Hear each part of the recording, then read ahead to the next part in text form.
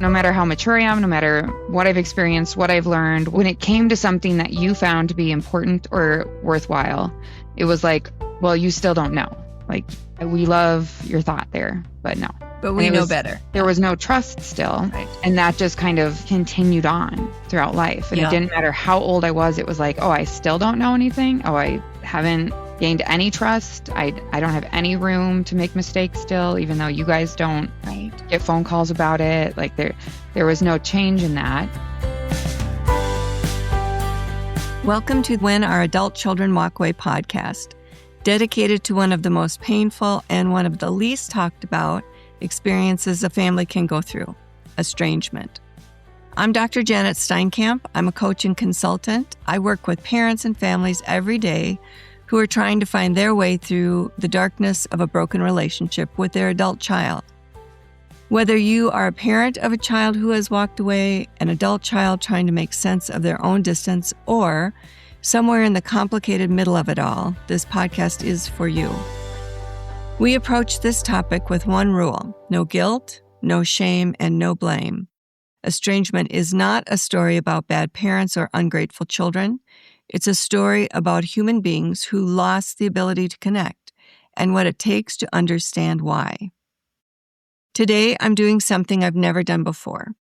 This podcast grew out of my own experience with estrangement. And for years, I've sat across from parents and families, helping them navigate something I myself have lived through. But I've kept my personal story private until now. Today, my daughter Brianna joins me, and together for the first time, we're opening up about what happened between us. The estrangement that changed everything, the silence that followed, and the long road back. I share this because I believe the most powerful thing any of us can do is say out loud, "This happened to me too." And we found our way through.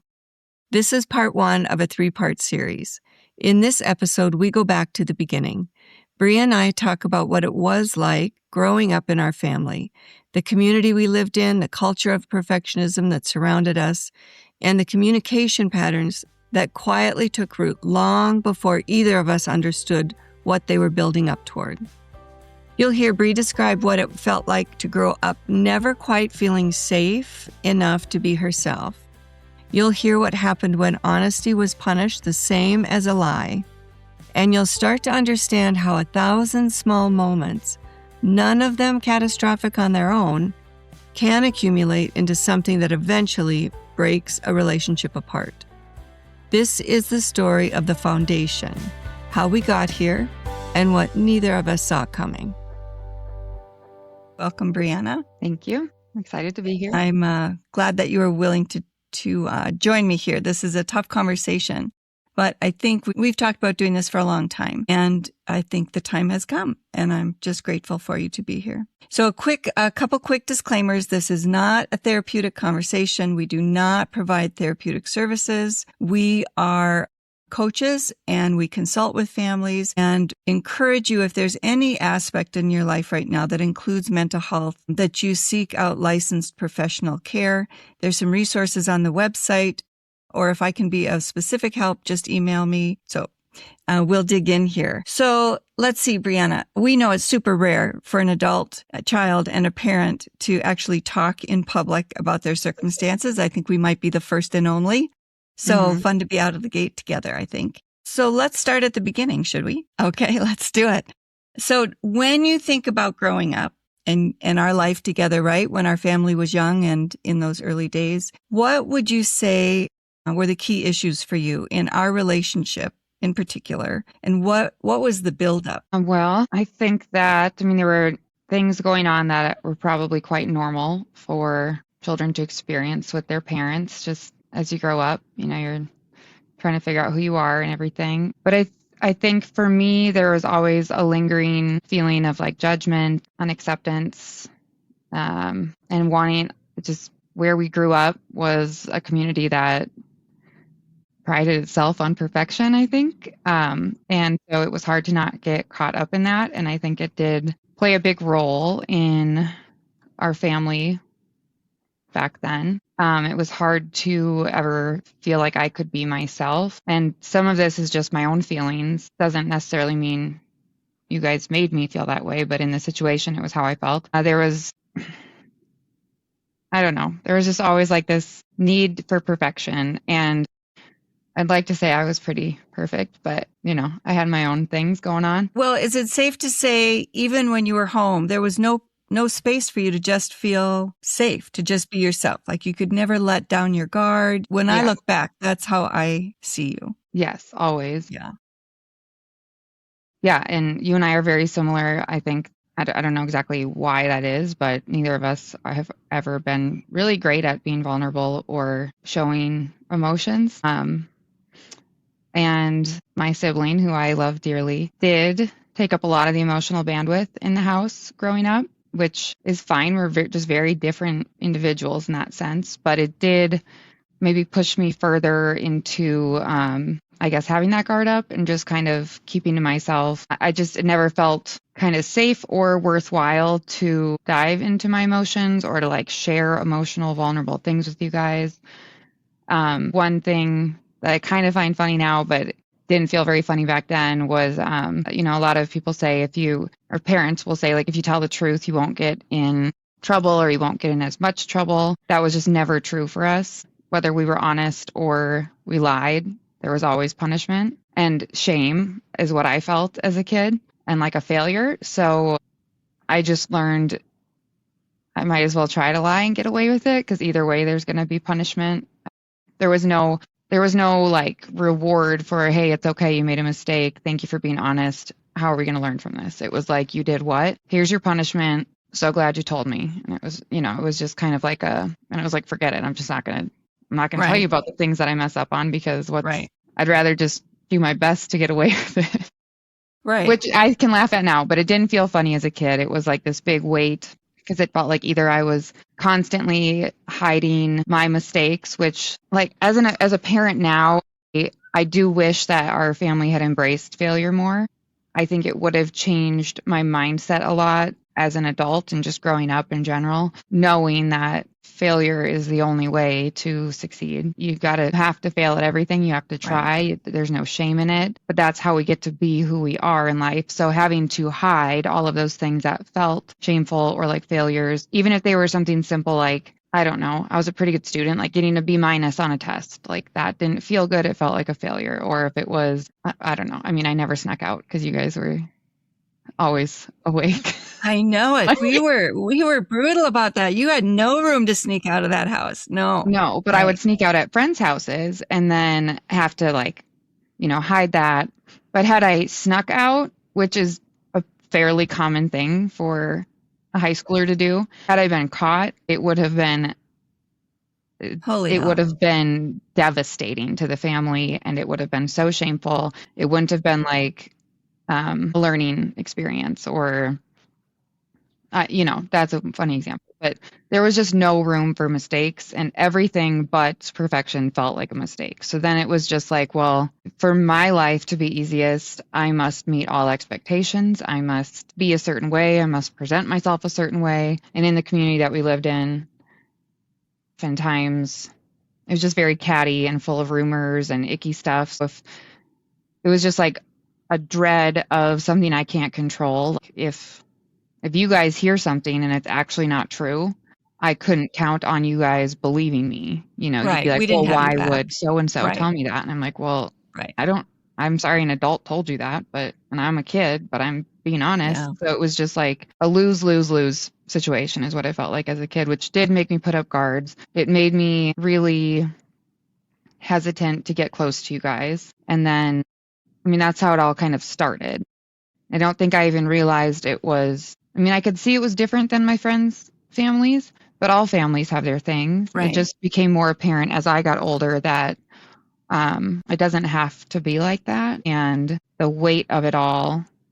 And I think I'm like kind of a dramatic person in that sense, where like everything feels heavy. So probably some of that was me taking it on. Who knows what it would have happened if I did things differently as a kid. Like if I just came home and was like, hey mom, totally messed up. I don't know. Like, this is what happened. Who knows what you would have done? Because I never did that because it just wasn't worth the risk.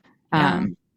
I don't know. As I got older, I realized, like you kind of, at some point, everybody realizes their parents are just people. Like you're raised thinking that your parents are these are my parents, like they rule everything. They know everything. They know what's best for me. They have experienced everything. They are all knowing. And it's just like, actually, they're just people, we're all just people. Yeah. And it's kind of a weird realization when you get to that point, but that Yeah. played a role in how all of this has played out as well. Just the I think realization sorry to interrupt. I think that is a really important point. That is a tough thing because you do think your parents, you trust them, right? I mean, we're supposed to be the ones who are the teachers and we do know best. I can remember thinking the lights coming on, they're starting to push back, right? That's a natural, normal thing for kids to do. But we didn't give you much room. And in particular, I didn't. Like there was you would get off the school bus and I would already have gotten 3 phone calls if there was a problem at school. Right. Like and then I just walk in the house and be bombarded. Right. You didn't stand a chance. I remember not even letting you tell me the story. And what I know now looking back is how different that could have been. It could have been so different with better outcomes. I think that's one of the things you taught me. One of the insights I had later was how difficult that was for you. Yeah. Yeah. It did feel like I had no chance to be trusted at all. So, and honestly, I was a pretty good kid.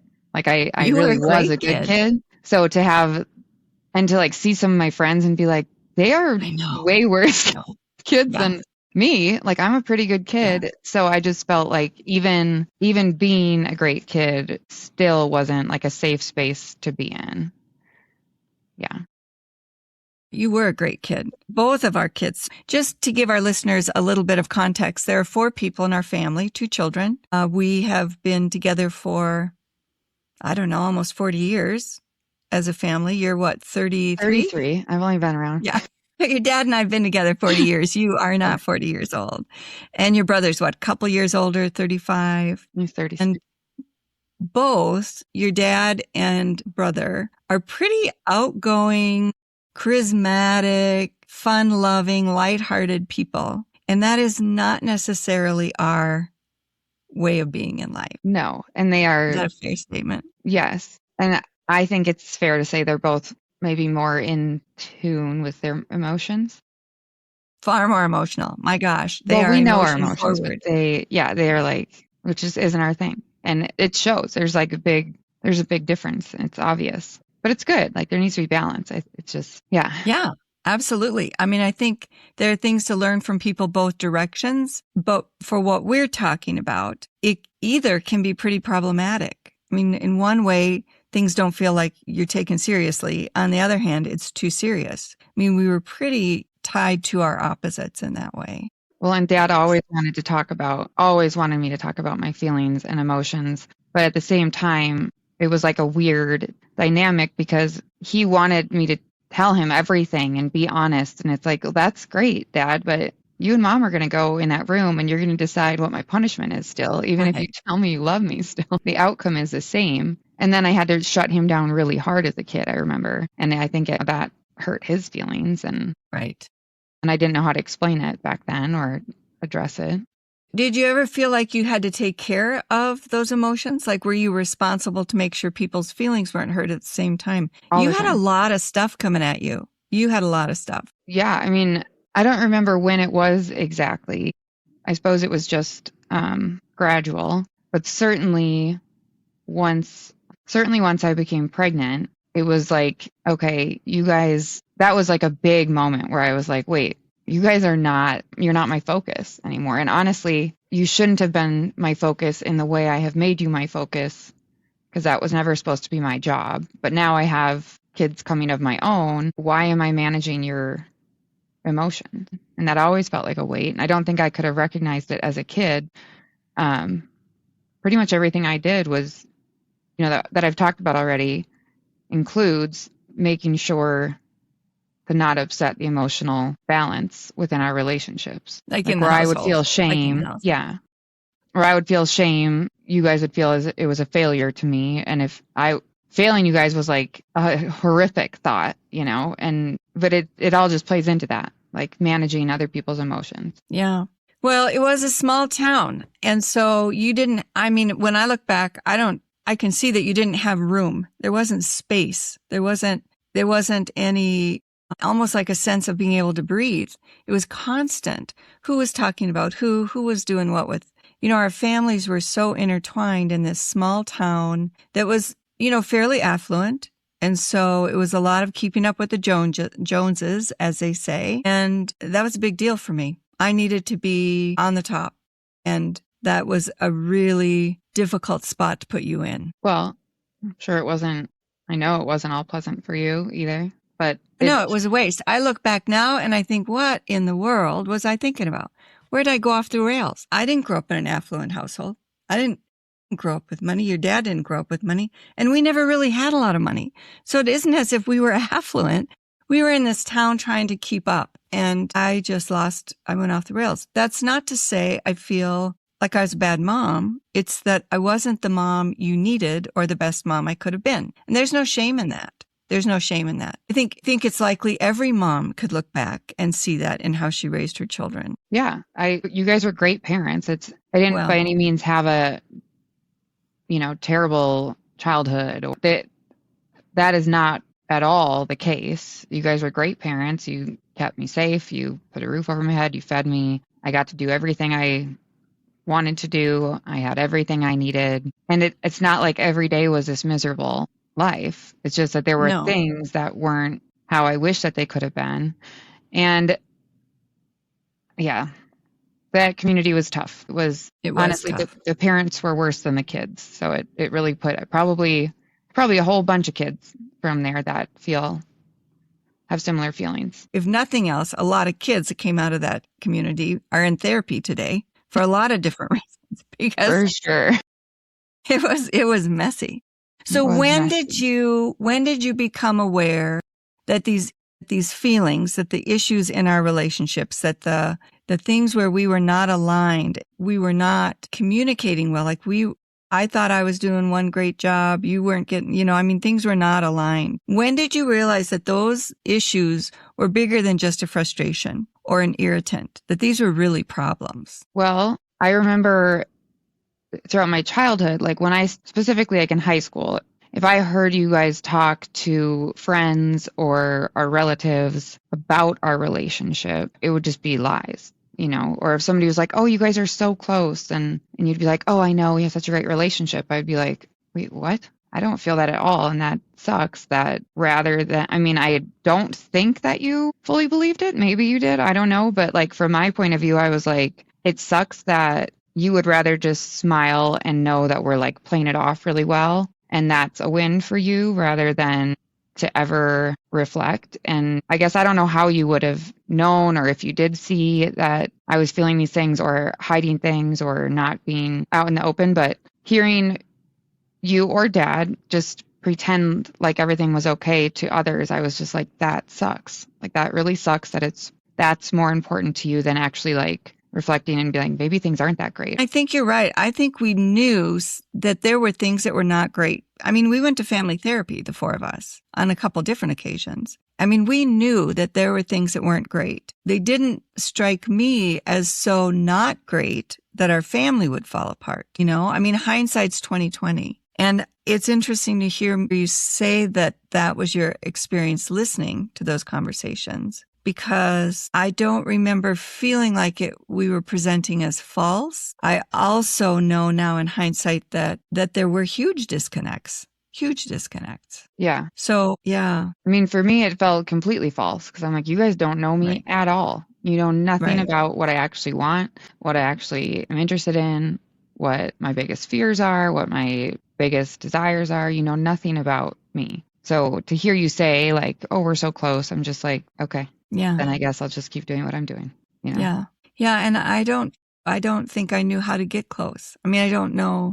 That's fair. I'm not sure how you would have at that point. I don't know, because that age is weird to have. The ages we're talking about, I'm still a child where you are the authority figure. And to like to junior have high in high school. Yeah. To have the authoritative imbalance there I think that probably made it impossible from what we'd already developed as a relationship for it to have that change. Because I don't think I could have felt empowered the way I did as an adult to address our issues. I don't think I ever could have felt that was possible as a kid because that would have taken complete vulnerability for me, which I never would have done. Right.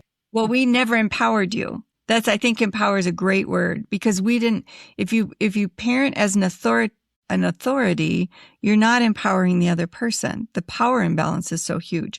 We never gave you that. And in particular, I did not give you the room to feel power, to feel empowered, to try it and fail. Like you said when we started this conversation, the thing about power is if you make a decision and it doesn't go the way you think, and then there's punishment for it, why would you ever try it again? And this is important because I think it played a significant role in how things were for you in college. It seems to me like by the time we left the state and left you in college, and that's how it felt, like we were leaving you. I mean, we thought you were wanting it that way, and I think you were in some really normal ways. I don't have any. But were you ready for negativity. it? I don't think we prepared you. We didn't give you room to be prepared for it. Yeah. I don't know. I mean, I was all signed up to go to Arizona before I stayed in Minnesota, so it's not like I hated Minnesota. I didn't even want to be there. So it's not. I didn't have any negative feelings towards you guys about. I was actually excited for you guys to leave. I was like, get the heck out of there. But I'm only laughing because I mean, that was pretty clear by the time. Yeah, but I do kind of remember it like not. This is probably just my bad memory and not holding on to things like this, but I don't really remember much conversation about it. I just kind of remember like one day. I'm sure this isn't exactly how it went, but just kind of like one day you guys were gone, and then it was like, oh, all right. Fly me out for Christmas. Like, I don't know. It just, there wasn't, which I'm sure is not how it actually went down, but for whatever reason, that's. Yeah. It's pretty close. The impression. No, I think that's pretty close.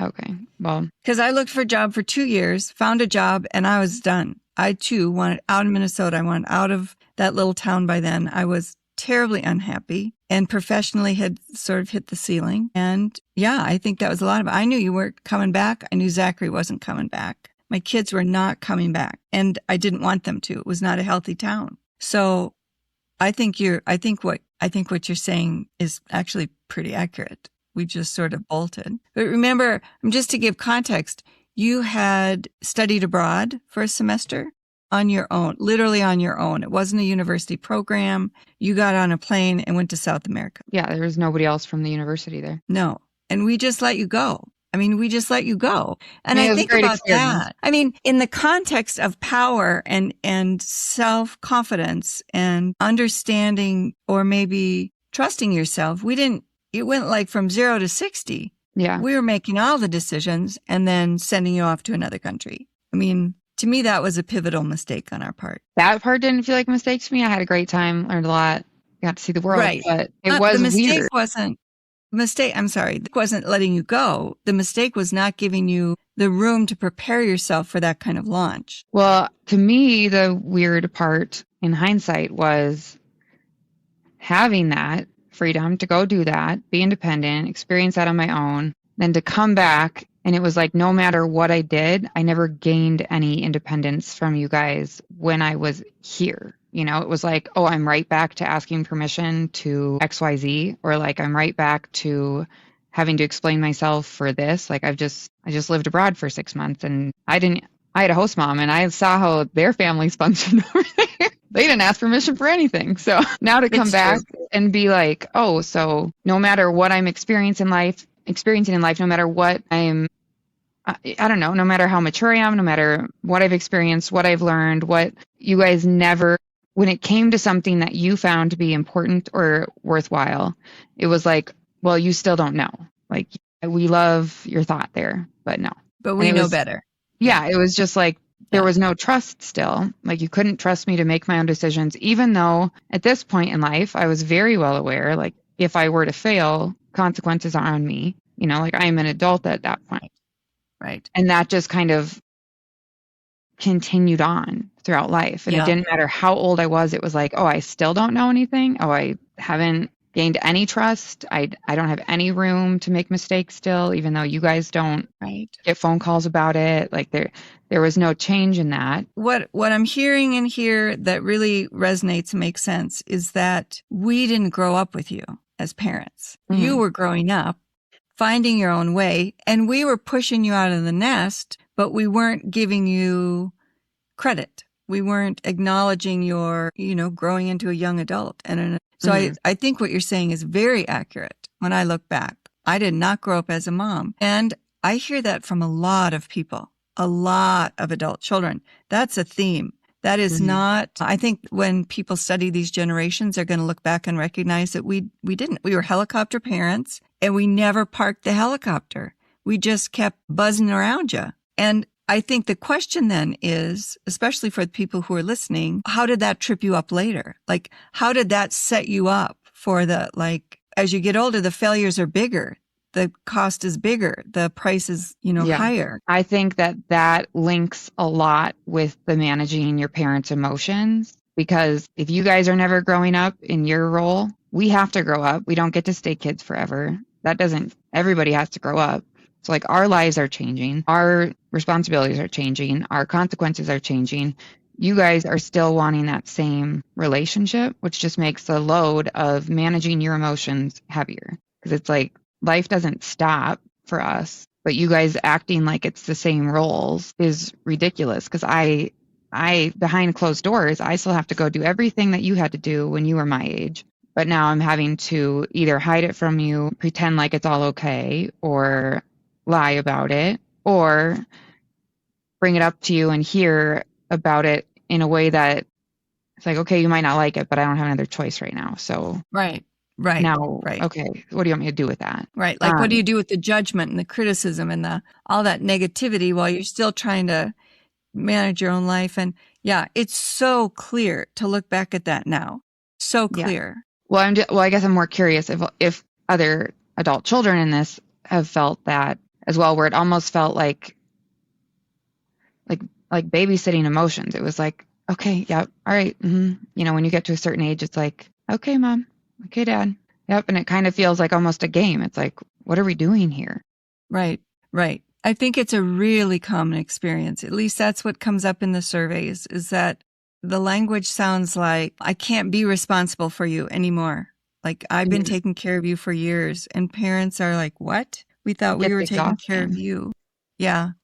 And it is this huge disconnect. And again, once you understand it, it's so clear. And yet in the middle of it, it's like talk about a fracture. I mean, all the history changes when the light turns on. Yes. If I'm saying it's exhausting to manage your parents' emotions as an adult, and then you're saying when you hear that as a parent, it's like, what? That's insane. All I've been doing is taking care of you. That combination is such a waste of energy. And I remember thinking that at one point, like, why are we doing this? Like this, we are spending so much time and energy, both sides, pretending to play a role that doesn't matter anymore. It gets us nowhere in life. Like this role that we're playing is just for ourselves. Like that's insane. And I don't have time for it. At some point, things come up. And I think that's probably like a push point for adult children when it's not like, I can't do this anymore. I'm not doing it. And now, and you're an adult too. And so I can't hold your hand through this. We still have that same role. So if I bring it up to you and say, Mom, stop wasting your energy on trying to care for me, that first of all probably feels awful to hear. There's not really a great way to say it. And then in that you have to unpack that everything's been fake. So then it's like, well, this isn't going to go well. So yeah. I think at this point, like I just need to step away. That's where we'll leave part 1. Bree and I covered a lot of ground today. Childhood, trust, perfectionism, and the quiet accumulation of things that were never said. And I hope what struck you most is this. Nothing we talked about today was dramatic. Nothing was unusual. In fact, most of it probably sounded familiar. This is exactly the point. Estrangement rarely starts with one unforgivable moment. It starts the way ours did, slowly, quietly, one small crack at a time, until the weight of all those cracks becomes something neither person can carry anymore. In part 2, we're going to talk about what happened next. After years of building pressure, Bree made a decision. She stepped away, and our family went silent.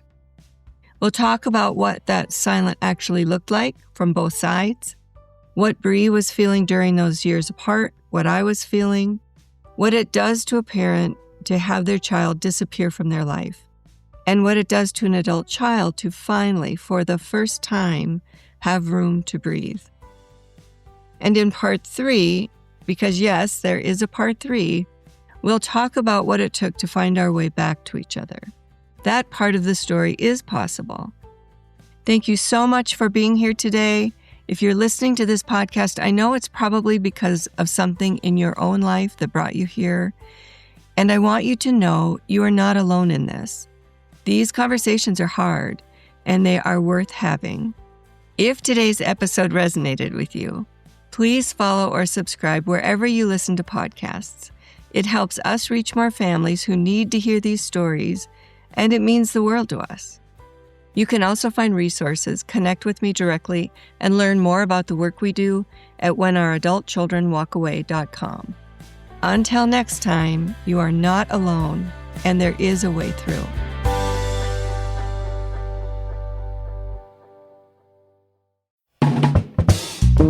Thank you for listening to When Our Adult Children Walk Away, presented by Dr. Janet Steinkamp in partnership with Balancing Life's Issues and produced by me, Kai.